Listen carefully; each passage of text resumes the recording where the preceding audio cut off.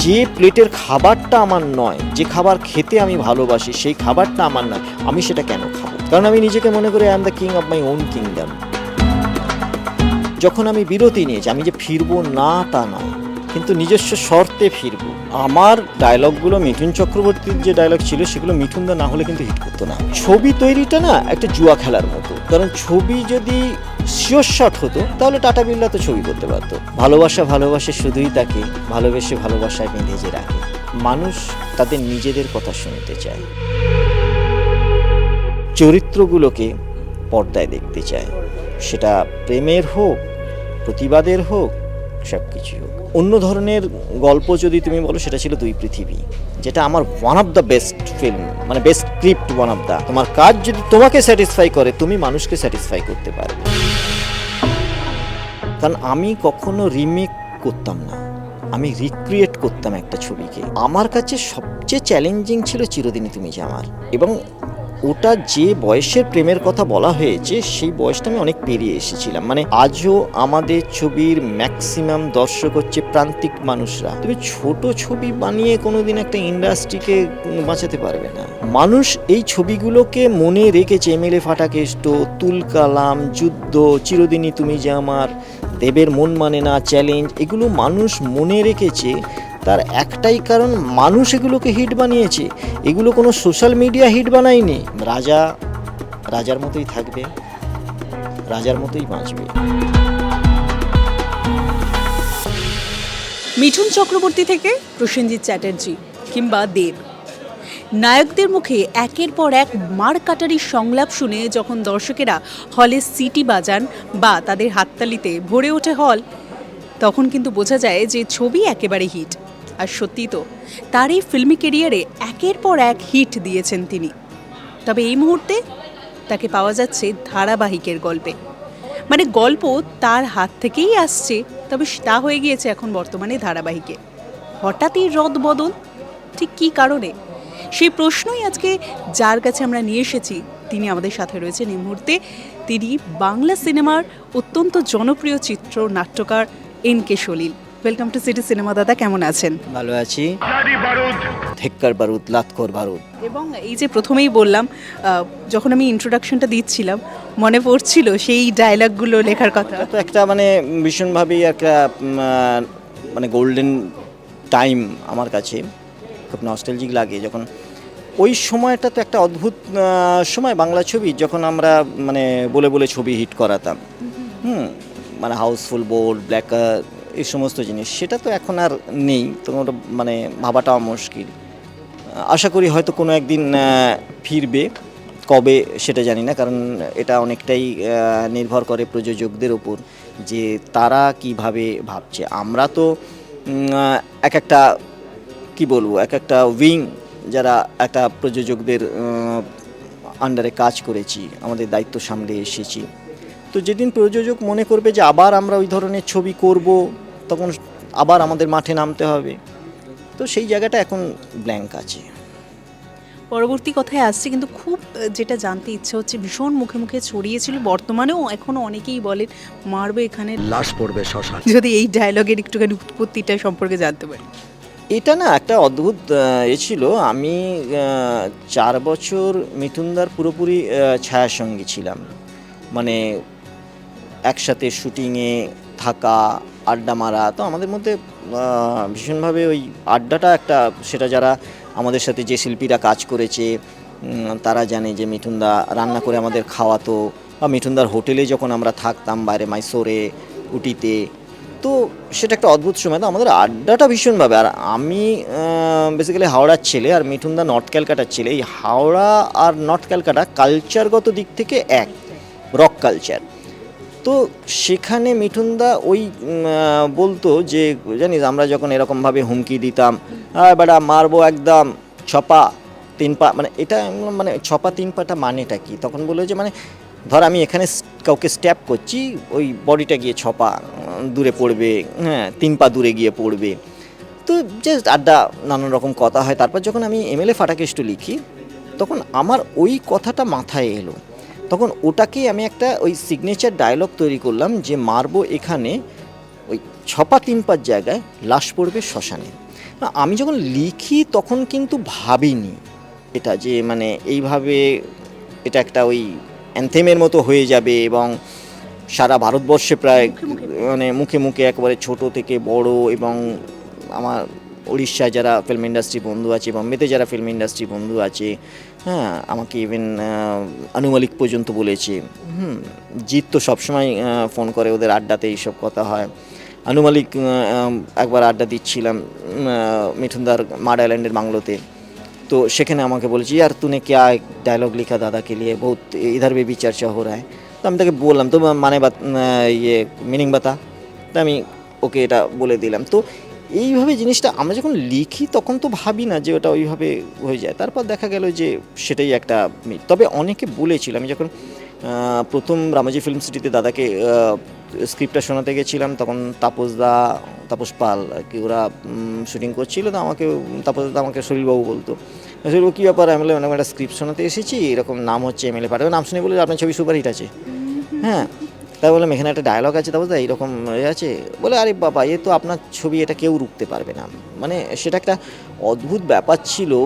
প্রায় ম্যাক্সিমাম হলে টানা 3টে করে শো হাউসফুল দিনের পর দিন, মানে এটা আমাদের কাছে একটা আনএক্সপেক্টেড। আমার প্রযোজক শ্রীকান্ত মমতা বলেছিল যে মানুষ কি পাগল হয়ে গেছে নাকি, মানে ছবি ছাড়া কিছু কি দেখছে না, মানে ওইটা ওদের কাছে যে এত বড় হিট, এত বড়, তারপর তো ওটা মানে একটা নিয়ম হয়ে গেল, লাইন দিয়ে সব ছবি হিট হয়ে গেল, সেই সময়টা এখন আর নেই। শালা মারবো এখানে, লাশ পড়বে শ্মশান। এই যে কথাটা শুনলাম তারপর একটু আক্ষেপের সুর ধরা পড়ছে আর কি, বুঝতে পারছি, কিন্তু আবারও ফিরে যাব কারণ গোল্ডেন টাইম আপনি বলেছিলেন আপনার কথাতেই, এবং আমি দেখিনি কখনো, আমার সৌভাগ্য হয়নি, কিন্তু আমি শুনেছি যে তখনকার দিনে নাকি যে আমরা কোল্ড ড্রিঙ্কস যা খেতাম সেটার নাকি যে ঢাকনাগুলো সেগুলোকে মানে পয়সা হিসেবে ইউজ করা হতো, এবং সেটা যখন ডায়ালগের সাথে হয় সেটা তো আলাদা একটা বোধহয় প্রাপ্তি। হ্যাঁ মানে দেখো, মানে অনেক ছবি আছে যেগুলো মানুষ ডায়লগ শুনতো না, নিজেরা ডায়লগ বলতো। হ্যাঁ মানে আর্টিস্ট বলার আগে হ্যাঁ মানে ওরা বলে দিত। তো এইটা মিঠুনদার আমার কম্বিনেশনটাই এমন ছিল যে এক্সিবিটাররা আমাদের নামে ছবির বুকিং করতো, যে আচ্ছা মিঠুনদা আছে, এনকে সলিল আছে, চলো এখন 3-4 সপ্তাহ নিশ্চিন্ত। তো এইটা তো এখন মানে সেই জায়গাটা কেউ নিতে পারেনি। হ্যাঁ মানে হয় কি না, ছবির যে হঠাৎ করেই ছবির, সেটা বিশেষ করে আরও কোভিডের পর থেকে ছবিটা মানুষ ওই বড় ছবি করব, প্রযোজকদের এই চিন্তাটা চলে গেল। আরও জিনিস যেটা হয়েছিল, তার দেয়াল লিখনটা আমরা অনেক পড়তেও পেরেছিলাম এবং তার জন্য সাবধানও করেছিলাম যে তুমি যদি এই নানান একই ধরনের ছবি বারবার করতে থাকো, কোথাও একটা স্যাচুরেশন পয়েন্টে চলে যায়, এবং তখন কি হয়, যা মানে সব ছবি তো আর ওই একই ধরনের মানুষ করে, তুমি যদি না নিজেকে বদলাও, তুমি যদি বলো যে একই ধরনের ছবি করে যাবো, একই ধরনের ছবি করে যাবো, আমি মানে তো সেটা তো হয় না, কোথাও একটা তো ছবিকে বদলাতে হবে। সেটা এইবারে যখন হলো মানে পোস্ট কোভিড, হঠাৎ করেই ওই ছোট ছোট ছবি বানাতে হলো।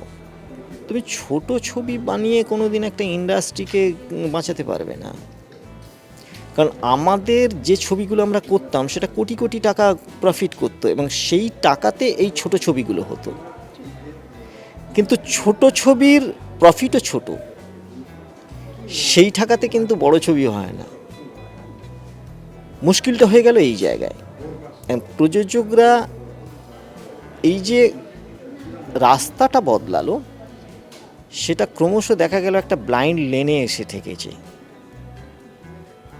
মানে বছরে হয়তো একটা ছবি হিট করলো এবং সেটাও হয়তো দেখা গেল অতিরঞ্জিত, মানে যতটা হিট আছে তার থেকে বেশি বাড়িয়ে বলা হচ্ছে, ইটস আ বিজনেস পলিসি। কিন্তু সেই ছবিকেই আমি হিট মনে করি বা ব্লকবাস্টার মনে করি, সেটা কিন্তু তোমার বলার দরকার হবে না, মানুষ বলবে। মানুষ এই ছবিগুলোকে মনে রেখেছে, এমএলএ ফাটাকেষ্ট, তুলকালাম, যুদ্ধ, চিরদিনই তুমি যে আমার, দেবের মন মানে না, চ্যালেঞ্জ, এগুলো মানুষ মনে রেখেছে। তার একটাই কারণ, মানুষ এগুলোকে হিট বানিয়েছে, এগুলো কোনো সোশ্যাল মিডিয়া হিট বানায়নি। আমরা তো কেউ সোশ্যাল মিডিয়াতে অ্যাক্টিভই না, তারপরেও আমাদের ছবি মানুষ দেখতে, আমরা তো কখনো মানুষকে বলিনি আমরা আমাদের ছবি দেখো না, কারণ মানুষ ওই অভ্যেসটা তৈরি হয়েছিল আমাদের ছবি দেখতে যেতে হবে, যেটা এখন মানুষের নেই। আজকে বলো, আমরা এখন অজুহাত খুঁজি যে ছবি না চললে, যারা ছবি করে না এই সময় এই ঘটেছে, তো তার জন্য এই ঝড় এসেছিল, তার জন্য ছবিটা মানে মানুষ হলে যায়নি। পরশু কী হয়েছিল? পরশু প্রচুর বৃষ্টি হয়েছিল। পরের দিন কী হয়েছিল? পরের দিন মিছিল বেরিয়েছিল। স্ত্রী 2 22 কোটি টাকা বিজনেস করেছে, একই দর্শক দেখেছে। দেখলো কেন? তাকে তো ঝড় আটকাতে পারেনি, তাকে বৃষ্টি আটকাতে পারেনি, তাকে মিছিল আটকাতে পারেনি। আসলে আমি কি দিচ্ছি সেটা ইম্পর্টেন্ট। আমি যদি ঠিক জিনিসটা দিই, ঠিক জিনিসের তো কোনো মানদণ্ড হয় না, মানুষের ভালো লাগা। আজও আমাদের ছবির ম্যাক্সিমাম দর্শক হচ্ছে প্রান্তিক মানুষরা, যারা কিন্তু নিজেদের খাবারের টাকা বাঁচিয়ে সেখান থেকে ভাগ করে সিনেমা দেখার জন্য টাকা রাখে।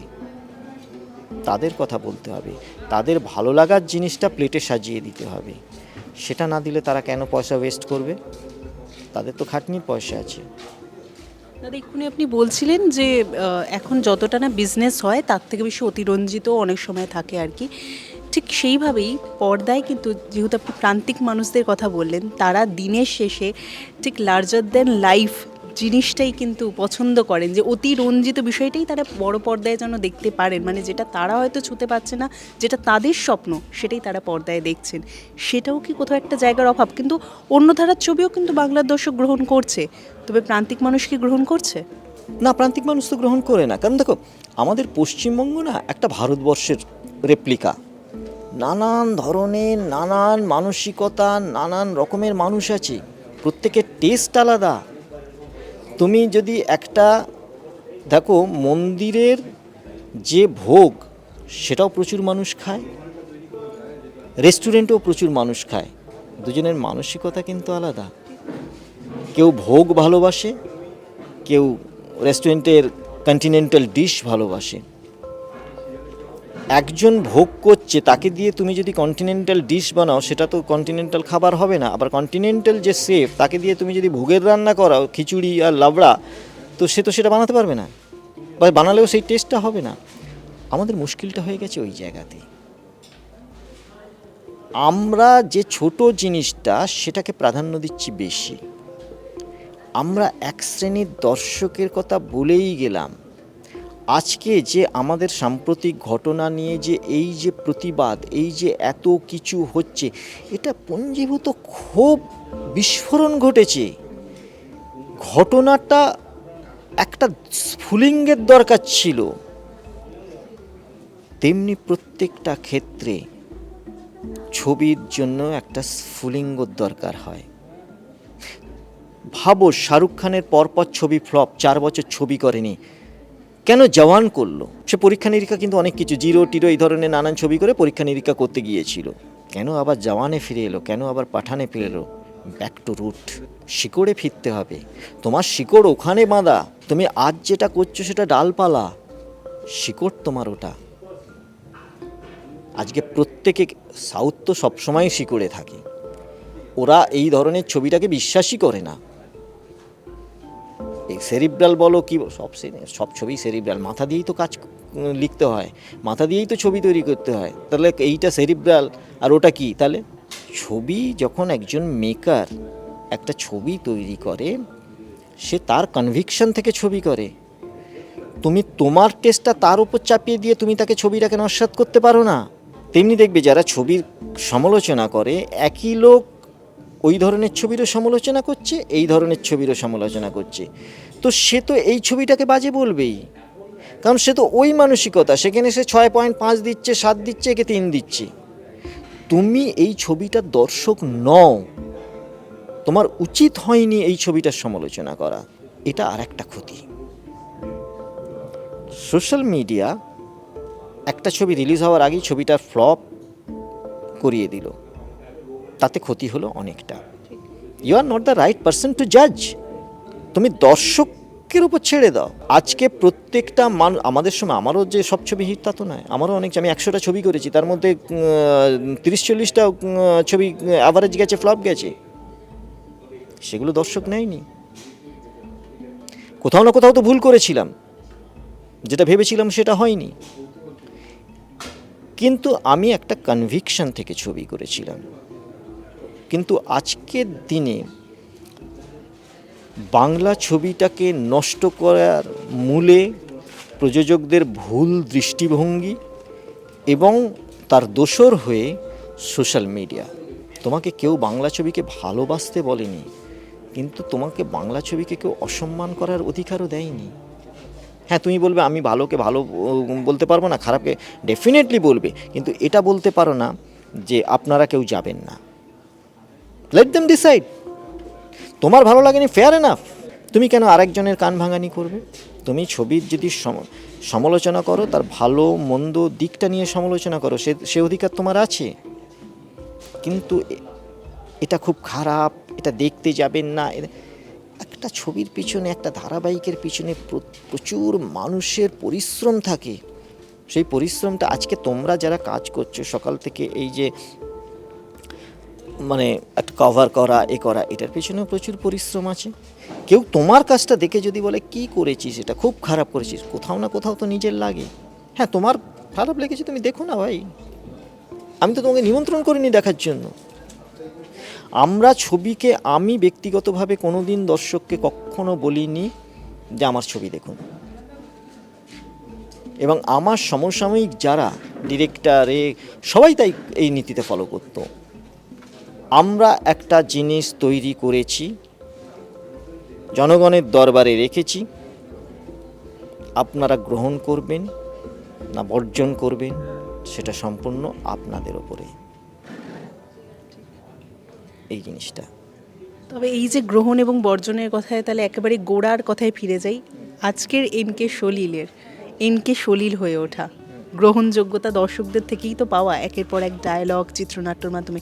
কীভাবে সেই শুরুর কথাটা যদি জানতে পারি। দেখো, আমি তো শুরু করেছিলাম আকাশবাণী দিয়ে, ওই বিজ্ঞাপন বিভাগের বিবিধ ভারতীতে ছোট ছোট নাটক লিখতাম। সেখান থেকেই আমার মনে হয়েছিল যে আরও বড় কিছু করা দরকার। তো সেটা তখন ফিল্মে তো ওইভাবে হঠাৎ করে ঢোকা যায় না। তখন আমি ধারাবাহিকে সহকারী পরিচালক হিসেবে ঢুকেছিলাম, কারণ আমার মনে হয়েছিল যে কাজটা আগে শেখা দরকার। কারণ আকাশবাণী এক ধরনের টেকনোলজি, ফিল্ম আর এক ধরনের টেকনোলজি। শুধু পড়াশোনা করলে হবে না, প্র্যাকটিক্যাল নলেজটা থাকা দরকার। কারণ আমি যখন লিখি, আমি জানি যে এই শটটা কীভাবে নিতে হবে, কত লেন্সে নিতে হবে, আমি কিন্তু জানি সেটা, এবং সেভাবেই আমি লিখি। একটা আর্টিস্টের মুখে ততটুকুই ডায়লগ দিই যতটুকু তার দরকার আছে। তো সেটা করতে করতে আমি ধারাবাহিক লেখার সুইচ করলাম, কিন্তু সেটা খুব কম। তারপরেই আমাকে বুম্বাদা ওর একটা ছবিতে আমাকে সহকারী পরিচালক হিসেবেই ডেকেছিল, কিন্তু 98। আমি সেই মেয়ে বলে একটা ছবি হবার কথা ছিল, সেখানে একজন, আমার নামটা এই মুহূর্তে মনে নেই, অসিদ্ধা বোধহয় এরকম টাইটেলটা মনে নেই, তো তিনি লিখেছিলেন। তো তারপর আমাকে বলল যে এখানে কিছু সিন দরকার আছে। তো আমাকে অ্যাকচুয়ালি নিয়ে গিয়েছিল রানা, মানে অভিজিৎ গুহ, ও নিয়ে গেছিলো। তো ও জানতো আমি লিখতে পারি, মানে আমি লিখতাম। তো ও বললো যে শুধু তুমি কিছু করে দাও, সিন এগুলো কারেকশন করে দাও তুমি। তা আমি কারেকশন করলাম, তখন বোম্বাদার খুব ভালো লেগেছিলো। সেই ছবিটা হয়নি, কিন্তু ওই নামে একই ছবি হয়েছিল। ছবিটা হয়ে গেছিল ইন্দো বাংলাদেশ কোলাবোরেশনে। সেই ছবির মূল চিত্রনাট্যকার হয়েছিলাম আমি। আমাকে বাংলাদেশ থেকে বুম্বাদা ফোন করেছিল, তোকে একটা ছবি লিখতে হবে। আমি বলছি আমি গাইড করবো, তুই লেখ। তো সেইটা আমার শুরু হয়েছিল, কিন্তু আমি মানে অ্যাসিস্ট করতাম পুনে ফিল্ম ইনস্টিটিউটের স্কলারদের। ফলে আমি কিন্তু একেবারে আজকে যেসব সেরিব্রাল ফিল্ম আর্ট হাউসের ছবিগুলো, আমি কিন্তু ওই ঘরানারই। আমি মানে হলিউডের ছবি দেখে বড় হওয়া এগুলো। আমার স্ক্রিপ্ট রাইটিংয়ের ইন্সপিরেশন হচ্ছে সত্যজিৎ রায়।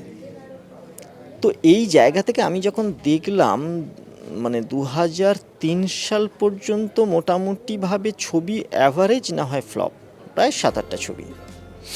এবং চিন্তা করলাম যে কেন, মানে আমি তো মানে আমি তো আমার পুরোটা দিচ্ছি, আমি রাত পর্যন্ত কাজ করছি, এত খাটছি। তাহলে আমি 2003 সালে এক্সিবিটারদের সাথে মিট করলাম, হল মালিকগুলোর সাথে যে আচ্ছা কি মানে ছবিটার ইয়েছে বলছি যে শৈলার ছবি কি হচ্ছে জানো তো, মানে ধরুন ভালো লেখো সেটা আমার মনে রাখার জন্য বলছি, কিন্তু ঘটনা হচ্ছে না দর্শকটা না একটু অন্য ধরনের, জানো ওরা অন্য আমার দর্শক কীরকম বলো, দর্শক তো এখন ধরো হাটের লোক মানে যারা এই করে আমাদের দেখো ইভিনিং শো আর নাইট শো বেশি ফুল হয়, হ্যাঁ ওরা ওই সারাদিন কাজ টাজ করে এসে না ওদের মতো ছবি লেখো না। তখন আমি চিন্তা করলাম আচ্ছা গলতটা হচ্ছে এখানে, আমি আমার শিক্ষা দেখাতে গেছি, আমি মানুষকে আনন্দ দিতে পারিনি, বিনোদনটা দিতে পারিনি, আমি কি শিখেছি সেটা অ্যাপ্লাই করেছি। তো সেই জায়গায় এসে তারপরে আমি ঘটনাচক্রে পেয়ে যাই মিঠুন চক্রবর্তীকে। আমাকে একজন প্রযোজক বলল যে মিঠুনদাকে নিয়ে একটা ছবি করছি দাদা, আপনাকে লিখতে হবে। আমি কারণ তার আগের ছবিটা আমি করেছিলাম যথারীতি সেটা ফ্লপই হয়েছিল। হ্যাঁ মিঠুন চক্রবর্তী মানে একটু মানে এরকম একটা বড় নাম বলো, হ্যাঁ একটা ছবি আছে রিমেক ছবি, আপনাকে আপনার মতো করে করতে হবে। তো আমি নিলাম, মিঠুনদা কলকাতায় এসেছিল, তো আমাকে বললো যে দেখো তুমি আমার ছবি দেখেছো? হ্যাঁ ম্যাক্সিমাম, মানে সব না হলেও ধরে নিতে পারেন যে 60% এরকম দেখেছি আর কি।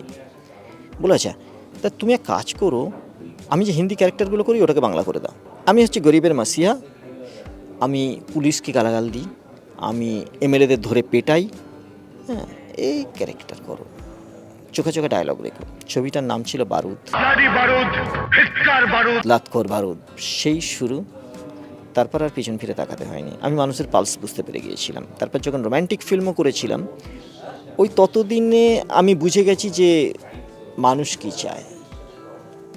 মানুষ তাদের নিজেদের কথা শুনতে চায়, মানুষ তাদের চরিত্রগুলোকে পর্দায় দেখতে চায়, সেটা প্রেমের হোক প্রতিবাদের হোক সব কিছু হোক। ব্যাস তারপর তো অনেক ছবি ইতিহাস হয়ে গেছে। প্রতিবাদের বারুদ তো জ্বাললেন আপনি দর্শকদের মনে, তারপর আর পিছন ফিরে তাকাতে হয়নি। প্রেমের বারুদও তো জ্বাললেন আপনি, মানে প্রেমের ভাষা প্রতিবাদের ভাষা থেকে সেই মারকাটারি ডায়লগ থেকে আবার প্রেমের মতো একটা। এইটা না মানে আমার কাছে যখন মানে আমি দেবের প্রথম ছবি আই লাভ ইউ আমি লিখেছিলাম, সেটাও অনেকটাই আমাকে হেল্প করেছিল রবি কিনাগি। আমার কাছে সবচেয়ে চ্যালেঞ্জিং ছিল চিরদিনই তুমি যে আমার, এবং ওটা যে বয়সের প্রেমের কথা বলা হয়েছে সেই বয়সটা আমি অনেক পেরিয়ে এসেছিলাম। মানে ওই বয়সটা হচ্ছে আমার ভাইজি টাইজিদের বয়স। তো আমি আমার ওই পাড়ার ওই শ্রেণীর মেয়েদের সাথে বেশি কথা বলতে শুরু করলাম, যে ওরা কীভাবে কথা বলে, কী ল্যাঙ্গুয়েজে কথা বলে, সেইটা আমি অ্যাডপ্ট করলাম। এবং আমাকে ওটা তো খুব মানে ওটা আমার হঠাৎ করেই আমি তখন প্রেমের কাহিনীর শুটিং করছি দেবের সাকলেশপুরে। আমাকে শ্রীকান্ত মহোদয় বললো যে আমি আসছি, তুই একটু থাক, মানে আমার তারপরের দিন চলে যাওয়ার কথা। আমি বললাম যে না আমার তো কালকে চলে যাওয়ার কথা, কারণ আমার তখন জিটিভির সাথে একটা কন্ট্যাক্ট ছিল, ওদের একটা ছবি লিখব। আর আমি যেহেতু ওদের টাকাতেই গিয়েছি ওখানে, আমি দেখলাম আমার কাছে মেসেজ এসেছে টিকিটটা আমার রিটার্ন টিকিটটা আমার ক্যান্সেল হয়ে গেছে। বলে তো রিটার্ন টিকিট ক্যান্সেল হয়ে গেছে। তো শ্রীকান্ত এলো, বললো যে শোন একটা নতুন ছেলে একটা ছবি ডিরেকশন দেবে, নতুন ছেলে মেয়ে কাজ করবো, এখানে আমার দুজন স্টার আছে, সেটা হচ্ছে এনকে সলিল আর জিৎ গাঙ্গুলি। ছবিটা আমার হিট করাতে হবে, কীভাবে করাবি দেখে নে।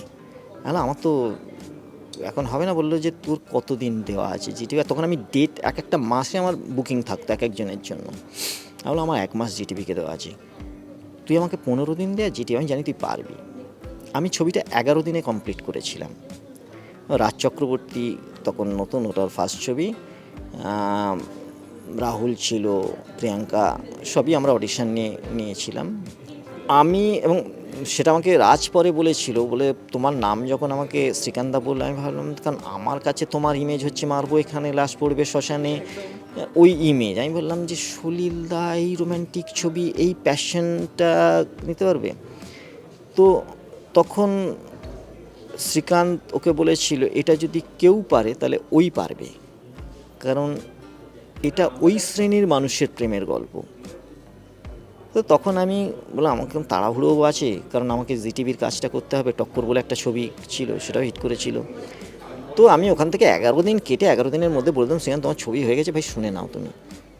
তো পুরো শুনলো, এবং শোনার পর বললো আর কিছু তোকে এটাতে হাতই দিতে হবে না, মানে প্রথমবারে যা বেরিয়েছে আর তোকে এটা স্ক্রিপ্টটাই আর দেখতে হবে না তোকে। সেই মানে মূল যে গল্পটা ছিল কাদেল কন্যান, হ্যাঁ, তো ওটাতে আমাকে এডিটার রবিরঞ্জন বলেছিল ওই ছবির অনেক লুজ পয়েন্ট ছিল, সেই লুজ পয়েন্টগুলো তুই স্ট্রং করে দিয়েছিস, যার জন্য ছবিটা এই জায়গায় গেছে।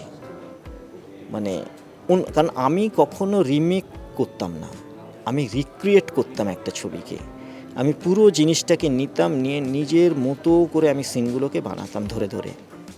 তো তার ফলে কি হচ্ছে, আমি সবসময় রিমেকে সাকসেসফুল, কারণ আমি কোনোদিনই রিমেক করিনি, রিক্রিয়েট করেছি আমি। তো এই যে প্রেমে, তারপরে আমার যদি প্রেমের অন্য ধরনের গল্প যদি তুমি বলো, সেটা ছিল দুই পৃথিবী, যেটা আমার one of the best film, মানে best script one of the. তুমি যদি মানে আমি দুই পৃথিবীকে অনেক উপরে রাখবো। আমাকে মানে রুদ্র একবার রুদ্র ছবিটা দেখে কাঞ্চনকে বলেছিল যে ছবিটা তুই যদি মানে ছবিটা দেখতে হবে না, তুই চোখ বন্ধ করে শুধু ডায়লগ শুনিস। মানে খুব ওই আর একটা যেটা জিনিস আমি করেছিলাম, এটা কোনো রাইটার করবে কি না জানি না, ওটা তো খুব রোড মুভিস, তো আমি একটা ম্যাপ তৈরি করেছিলাম কলকাতা থেকে জঙ্গলমহল কি কি জায়গা পড়ছে এবং মাওবাদীরা কোথায় কোথায় স্ট্রং, আমার ঘটনাগুলো সেই জায়গাতে রিয়েল টাইমে রিয়েল লোকেশনে ওইভাবে গল্পটাকে বোনা, আরও বিশ্বাসযোগ্যতা। এবং ওখানেই একটা ডায়লগ আমি দিয়েছিলাম, যেটা পরে অনেক ছেলেমেয়ের ফেসবুক স্ট্যাটাস ছিল, ভালোবাসা ভালোবাসে শুধুই তাকে, ভালোবেসে ভালোবাসায় বেঁধে যে রাখে। এটা অনেক ছেলেমেয়ের মানে ফেসবুক স্ট্যাটাস ছিল। তো চ্যালেঞ্জ নিয়েছি, সেটাকে নিজেকে সেইভাবে হোমওয়ার্ক করি। কারণ আজও আমি যখন ধারাবাহিক লিখছি, তখনও মানে আমি রিসেন্ট যখন রামকৃষ্ণা লিখি কালার্সের হয়ে, ওখানে প্রচুর মানে একটা ক্যারেক্টার ছিল যে হিরো, সে হচ্ছে পুরোহিত, আমাকে প্রচুর মন্ত্র দিতে হয়েছিল, তো সেইগুলো আমাকে রিসার্চ করতে হয়েছে। তা আমি ধারাবাহিক বলে যে হেলাফেলা করব তা নয়, আমি আমার কাজটা করি, সেটা ধারাবাহিক হোক ফিল্ম হোক, আমি একই রকম ইনভলভমেন্ট কমিটমেন্ট আমার একই থাকে। তো সেই জন্যে নতুন ধরনের জিনিসটাকে নতুনভাবে নতুন কাজ করছি, এনজয়ও করছি, কারণ এটা রেগুলারের এক চ্যালেঞ্জ। সে তো বুঝলাম দাদা। এবার যদি আপনি বললেন চ্যালেঞ্জ নিয়ে কাজ করতে ভালোবাসেন, এবং আমরা দেখেছি একের পর এক কাজ হিট, সুপার হিট আর কি, সেক্ষেত্রে দাঁড়িয়ে যদি বলা যায় আপনার ডায়লগ মুখে মুখে ফিরেছে, মিঠুন চক্রবর্তীর ডায়লগ হয়ে এসেছে, দেবের ডায়লগ হয়ে এসেছে, জিতের ডায়লগ হয়ে এসেছে, প্রসেনজিৎ চ্যাটার্জির ডায়লগ হয়ে এসেছে। আপনি যে বললেন দুই পৃথিবীকে অনেকটা এগিয়ে রাখবেন, আপনার মতে মিঠুন চক্রবর্তীর ডায়লগ তো আমরা শুনলাম, গল্প দেব, জিৎ এবং প্রসেনজিৎ চ্যাটার্জি, এই তিনজনের ডায়লগের মধ্যে কাকে কোনভাবে এগিয়ে রাখবেন? দেখো মানে আমার ডায়লগগুলো, মিঠুন চক্রবর্তীর যে ডায়লগ ছিল সেগুলো মিঠুনদা না হলে কিন্তু হিট করতো না। কারণ মিঠুনদা তো একটা হ্যাঁ, মানে ওর স্টাইল, ওর যে অরা, ওর যে পর্দায় এসে দাঁড়ানো এবং বলার স্টাইল, সব কিছু মিলিয়ে মিশিয়ে কিন্তু ডায়লগগুলো হিট করেছে। হ্যাঁ, ডায়লগের জোর তো থাকে, কিন্তু কে বলছে, কিভাবে বলছে, সেটা কিন্তু খুব ইম্পর্ট্যান্ট। সেটা কি মানুষকে টাচ করছে? নাহলে আমি তো পর্দার সামনে দাঁড়িয়ে বলতে পারতাম, সেটা নয়। সেটা হচ্ছে একটা সিম্ফনি তৈরি করা, অনেক ইনস্ট্রুমেন্ট নিয়ে একটা সিম্ফনি তৈরি করা, এবং সেটা তখন লেগে যায়। আমি জিতের জন্য যেগুলো করেছি, সেগুলো যখন দুই পৃথিবী যখন করেছিলাম, জিতের অনেক ভালো ভালো সংলাপ ছিল, যেমন যেটা বললাম সেটা একটা সংলাপ ছিল। আবার যখন ওর জন্য আমি আওয়ারা করি, আওয়ারা মার গুড় দিয়ে, রুটি চিনি দিয়ে, চাফু দিয়ে খা, হ্যাঁ, এগুলো অনেক কিছু ডায়লগ। ওর যখন আমি বস করি, বস মানে আনএক্সপেক্টেড, লোকে হঠাৎ করে থমকে গেছে, মানে পরতে পরতে এত ডায়লগ, এত হার্ডকোর একটা নির্বাচনকে কিভাবে ম্যানিপুলেট করা যায়, তো সেটা অসাধারণ। মানে এবং আওয়ারা ছবি, সত্যি কথা, আওয়ারা ছবি মানে ওটাও রিমেক ছিল। ওই ছবিটা বহুদিন প্রডিউসারের কাছে পড়েছিল, রাইট না, যে মানে অনেককেই দেখেছে, কারোরই ভালো লাগেনি। তো তারপর যখন আমার কাছে এলো, আমি জিজ্ঞেস করলাম এই ছবিটা তোমরা আমাকে এতদিন দেখাওনি কেন? তো আমাকে বললো তোর ভাল লেগেছে। আমি বললাম যে মানে ওরা একটা ছবি করতে হবে, ফ্রাস্ট্রেটেড হয়ে ওই ছবিটা আমাকে দেখতে দিয়েছে। আমি বললাম এই ছবিটা আমি এত বছর তোমাদের সাথে কাজ করছি, এই ছবিটা আমাকে দেখাওনি কেন? বলছি তোর ভালো লেগেছে? বললাম হ্যাঁ। বলো তুই প্রথম লোক যে এই ছবিটাকে ভালো বললি। তাই বললাম আমাকে আমার মতো করে করতে দাও। আমি লিখলাম, ছবিটা রবি কিনাকি শুনলো। रवि की ने बोला सलील हम करेंगे पिक्चर, तुम एक बार जीत को सुना। जीत के सुना, জিৎ সেদিন শুনে তো বললো যে চলো ছবিটা করি। এবং তারপর ওরা বিভিন্নভাবে বিভিন্ন ইন্টারভিউ বলেছে আমরা ছবিটা করতে রাজি হয়েছিলাম অনলি ফর দ্য স্ক্রিপ্ট।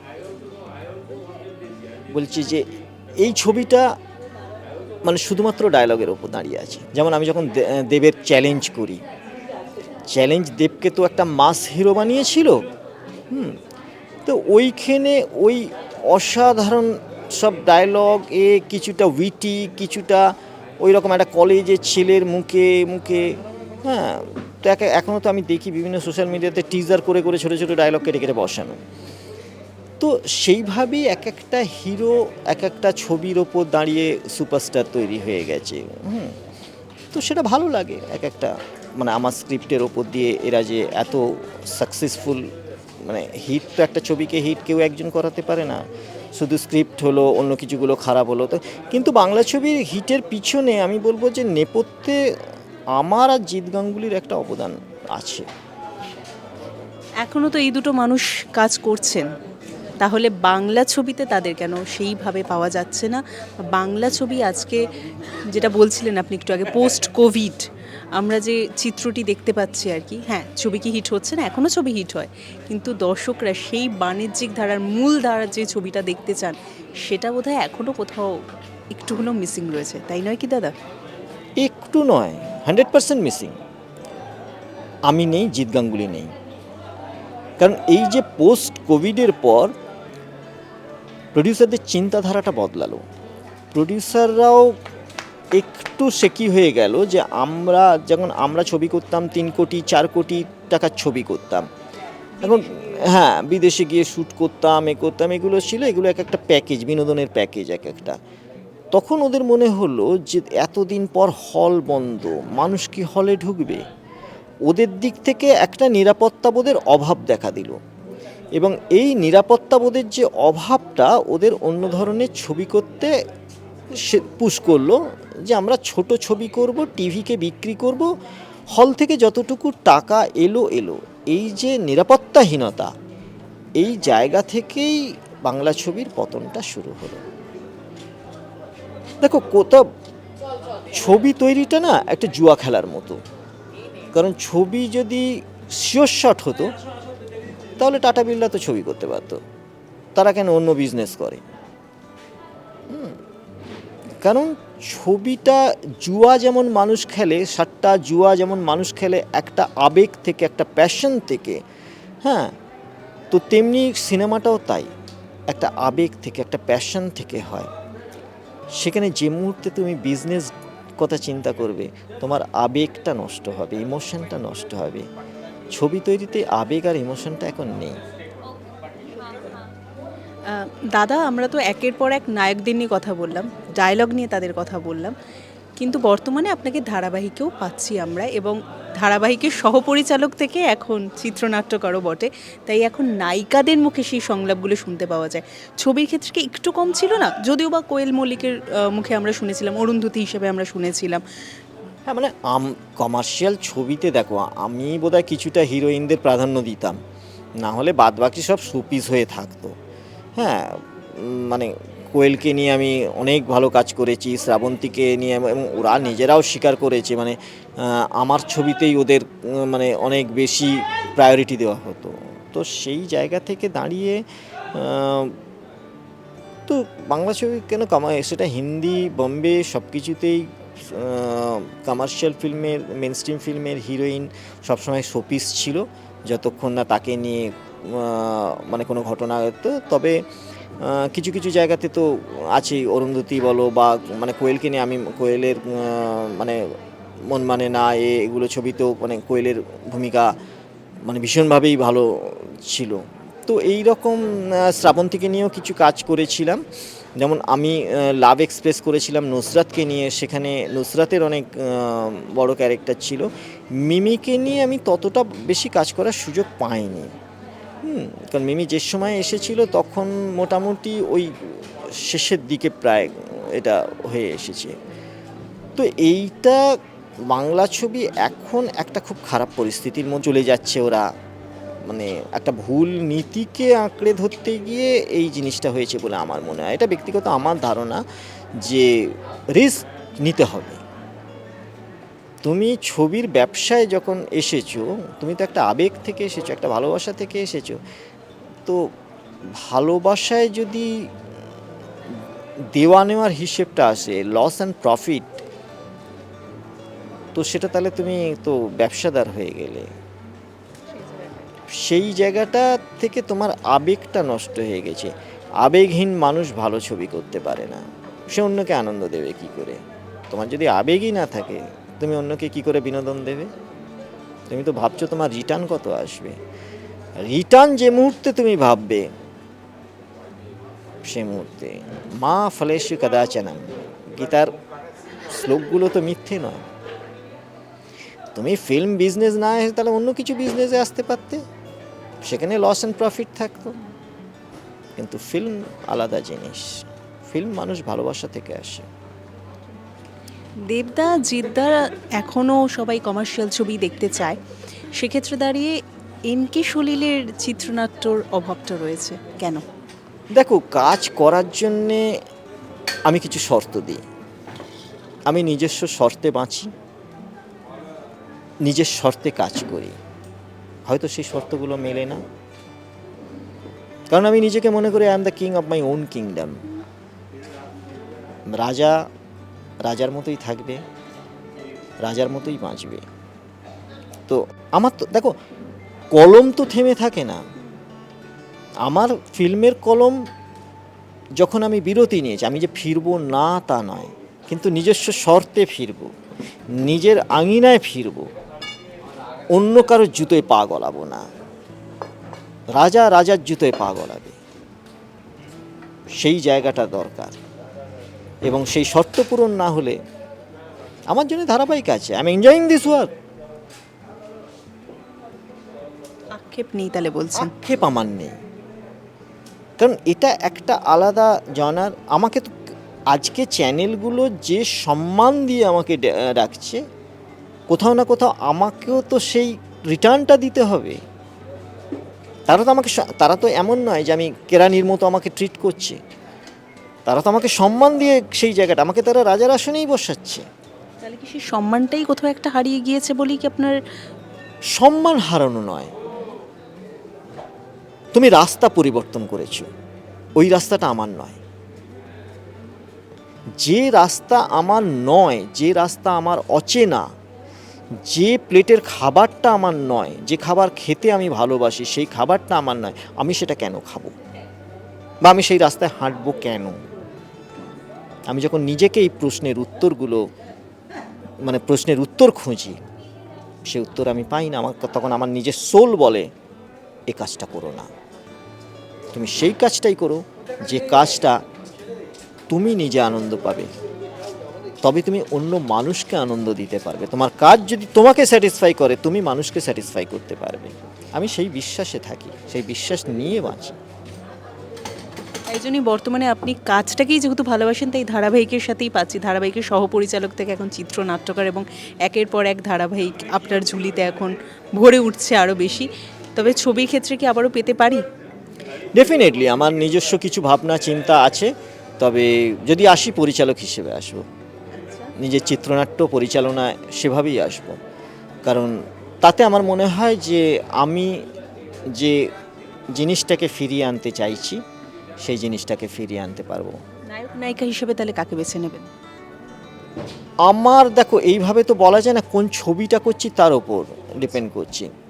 আমি মিঠুনদার জন্যও গল্প ভাবা আছে, আবার নতুন ছেলে মেয়েদের জন্য গল্প ভাবা আছে, আবার দেবজিৎকে নিয়েও গল্প ভাবা আছে। কিন্তু ওই যে বললাম যে এক মুম্বাদার একে নিয়েও, তো ওই যে বললাম আমি যে কাজই করি না কেন নিজস্ব শর্তে করব, সেই শর্ত যতক্ষণ না, এবং এটা আমি কেন, আমরা যারা যখন কাজ করেছি, যে সময় আমরা সাকসেসফুল কাজ করেছি, আজকে ডিরেক্টররা বসে আছে কেন, আজকে সব সাকসেসফুল ডিরেক্টর বসে আছে কেন, যারা একটা দুটো না 20-30টা করে হিট ছবি দিয়েছে তারপর তারা বসে আছে কেন, প্রত্যেকে নিজের শর্তে বাঁচে, নিজের শর্তে কাজ করে।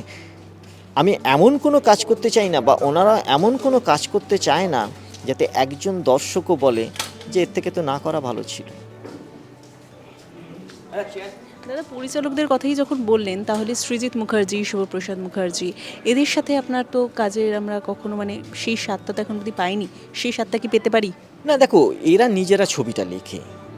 এখন সৃজিতের সাথে সৃজিত যখন প্রথম কাজ শুরু করেছিল, ওর প্রথম ছবি অটোগ্রাফের ট্রেলার শ্রীকান্ত আমাকে দেখিয়েছিল, এবং আমি প্রথম গানটা শুনে শ্রীকান্তকে বলেছিলাম এই গানটা তোমার আমি কিন্তু ছবির গল্প জানি না, ও আমাকে বললো যে একটা নতুন ছেলেকে দিয়ে ছবি করাচ্ছি, তো একটা গান শোন, কারণ শ্রীকান্ত তখন যা ছবি করতো আমাকে দেখাতো, তো আমি গানটা শুনে হলো এই গানটা তোমার ছবির ইউএসপি হবে।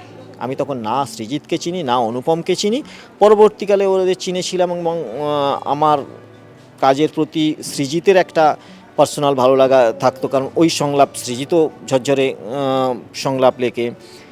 সৃজিতকে আমি কিন্তু বলবো কমার্শিয়াল ডিরেক্টর, মানে মেন স্ট্রিম ফিল্মের ডিরেক্টর। হ্যাঁ, ওর ছবির ভাষা অন্য, কিন্তু বাট ও কিন্তু মেন স্ট্রিম ফিল্মের ডিরেক্টর। শিবু একটা অন্য ঘরানার ছবি তৈরি করে, যেটা ওর মতো করে ও করে, এবং যেটাতে ও সাকসেসফুল। আমি তো বারবার বলছি যে প্রত্যেকে আলাদা ধরনের ছবি হোক, 5 রকমের ছবি হোক, দর্শক 5টা ছবিই কিন্তু দেখবে, কিন্তু দর্শককে তুমি এক ধরনের ছবি দেখালে তো এক শ্রেণীর দর্শকই হবে, কারণ প্রত্যেক ছবির জন্যে আলাদা আলাদা দর্শক আছে। যেটা তোমার মাল্টিপ্লেক্সের দর্শক আছে, তোমার সিঙ্গেল স্ক্রিনের দর্শক আছে, তুমি মাল্টিপ্লেক্সকে প্রায়োরিটি দিতে গিয়ে সিঙ্গেল স্ক্রিনগুলোকে শেষ করে দিলে, হলগুলোকে বন্ধ করে দিলে, ক্ষতি কার হলো? ক্ষতি ইন্ডাস্ট্রির হলো। এইটাই। থ্যাংক ইউ সো মাচ দাদা, অনেকটা সমৃদ্ধ হলাম আর কি। শেষ করব, শেষে দর্শকেরা যারা, যেহেতু বলছিলেন সব শ্রেণীর মানুষেরা রয়েছে, এবং এখনও আপনি জানেন যে এখনও কিন্তু সেই ডায়লগগুলো মুখে মুখে ফেরে, আপনি বলছিলেন ফেসবুক স্ট্যাটাসেও আপনি দেখেছেন আর কি, তো অনেক দর্শকেরাই রয়েছেন, তাদেরকে কি বলতে চাইবেন? কারণ তারা আশাবাদী, আর ধারাবাহিকে এনকে সলিল রয়েছেন, মানে ভাবাই যায় না তার লেখায় ধারাবাহিক।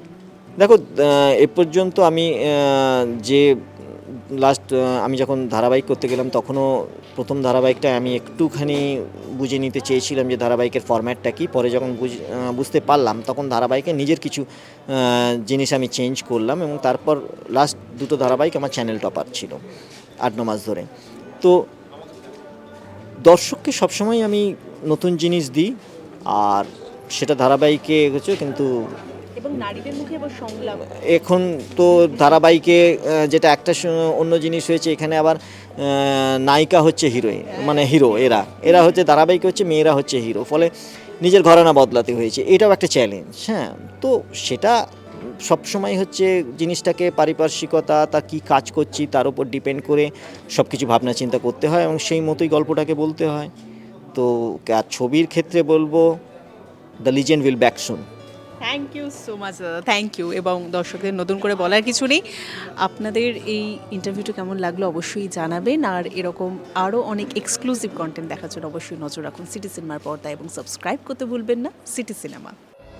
টলিউডের latest update, gossip and entertainment পেতে সাবস্ক্রাইব করুন শুধুমাত্র সিটি সিনেমা, আর ফলো করুন সিটি সিনেমার Instagram, Facebook, Twitter and ShareChat page.